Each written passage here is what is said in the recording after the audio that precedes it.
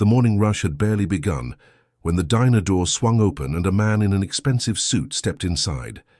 The smell of coffee and buttered toast filled the air, but he wrinkled his nose as if it offended him. He sat by the window and snapped his fingers at the waitress without even looking up. "Miss, I've been waiting for 5 minutes," he said, though he had just arrived. The waitress, Maya, walked over with a patient smile. "Sir, we just opened. You'll have your order soon." He looked up. For the first time, his eyes cold and sharp. "Is that how you talk to paying customers?"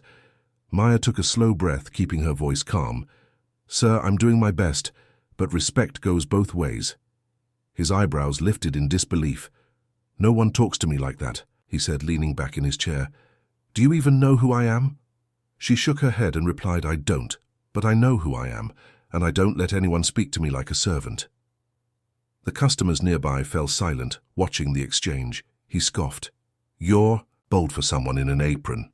She smiled slightly. "No, sir, I'm just not afraid to remember my worth." He finished his meal in silence, leaving a large tip, but his expression never softened. The next day, Maya was called into the manager's office, who said, "The man you served yesterday owns half this block. He demanded your name." She sighed, expecting trouble.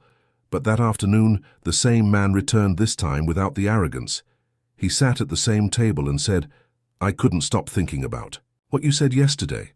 I spend my life around people who agree with everything I say, and you were the first person who didn't." She crossed her arms politely. "Maybe that's why you forget what respect sounds like?" He smiled faintly. "Maybe that's why I came back."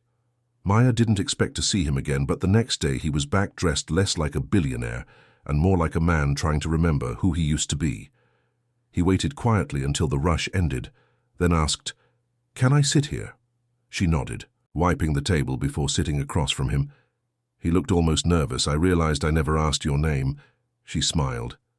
"Maya. And you are?" He hesitated, then said Ethan. He didn't add his last name this time. He ordered coffee, and they talked not about money or business, but about small things. Her late shifts, his childhood, her dream of opening her own bakery. He listened, really listened, for the first time. When she refilled his cup, he said, "You make people feel seen without trying." She shrugged. "That's what serving is supposed to be. Not submission, just kindness." He nodded like he was hearing the word for the first time. Over the next few days, Ethan kept returning, sometimes early in the morning, sometimes just before closing. He started, greeting the staff by name, helping carry plates when the place got busy. The workers whispered that something had changed in him. One afternoon, he handed Maya an envelope.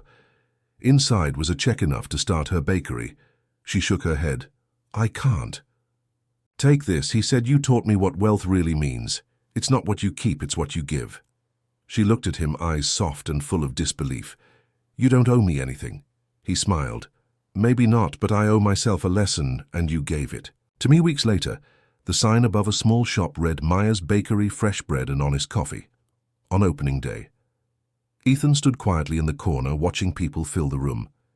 He didn't say anything until she walked over and offered him the first loaf of bread.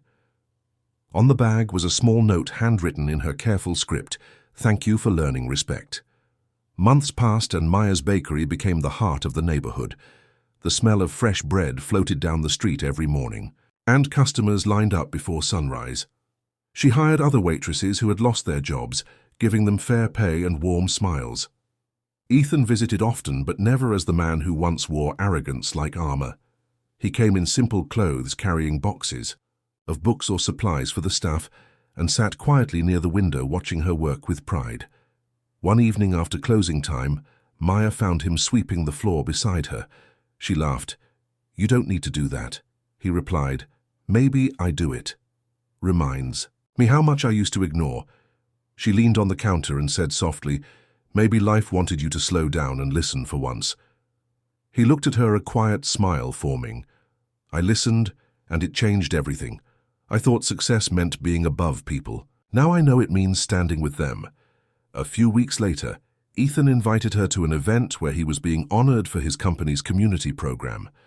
When he stepped on stage, he surprised everyone by saying, "Tonight's award doesn't belong To me it belongs to someone who taught me humility and grace. He turned toward the crowd and pointed to her. This is Maya, the woman who taught a billionaire respect. The room erupted in applause, and Maya stood, frozen tears glimmering in her eyes. After the ceremony, Ethan walked her out into the soft night air. He said, "Thank you for never letting me forget that money means nothing without manners." She smiled, then reached into her pocket and handed him a small paper napkin with words written in her handwriting. "True success is kindness in motion." He took it like it was worth more than gold and said quietly, "I'll keep it as my reminder. Forever."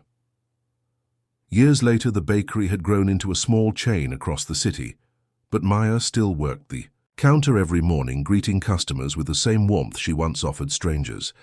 She never let the success change her. Ethan had invested quietly behind the scenes, not for profit, but to keep her dream alive. Together they built community. Kitchens, free breakfast programs, and spaces where no one ever felt beneath anyone. The old diner where they first met was long gone, yet that same spirit lived inside every cup of coffee she poured. One winter morning, a young waiter accidentally spilled hot chocolate over a customer's expensive coat. The boy froze, terrified, waiting for anger, but the man simply smiled. "It's all right. Mistakes happen." Maya looked up from the counter, recognizing that calm tone. Ethan had changed so much, but the way he looked at people still carried gratitude. He caught her eye and mouthed two words that meant everything: "Still learning." She smiled back, knowing his lesson had never stopped. Later that night, after closing, Maya walked through the empty bakery, turning off the lights. She paused by the door where an old framed photo hung. It was of her first day opening the shop. Ethan standing behind her, holding a loaf of bread. She traced the frame lightly and whispered, "You learned respect, and I learned that kindness never goes unnoticed." Outside, the snow began to fall softly, just like the day they met, reminding her that sometimes life brings the right people at the wrong moment, only to teach both what they were missing. If this story made you smile, share it with someone who needs a reminder that accidents can turn into beautiful beginnings.